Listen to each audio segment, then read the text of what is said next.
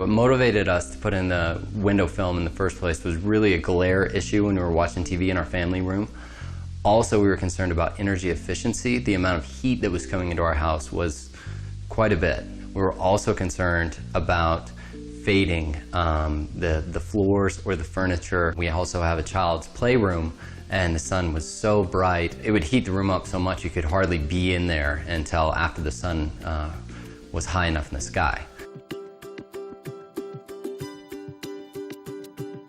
Since putting the window film up, she's able to play in here and enjoy the space, and it's not a problem as it was due to the temperature. One of the nice benefits of having window film in my own home is that we can sit here at 2:30 in the afternoon, and the glare has been reduced so much from the light coming in the window that I can sit here comfortably. We put the window film up in about a 3-hour process. He was in and out, didn't even really know he was here. We would definitely recommend this to other people to do as well. It really, really makes a difference, and it's hard to understand unless you really have it in your house.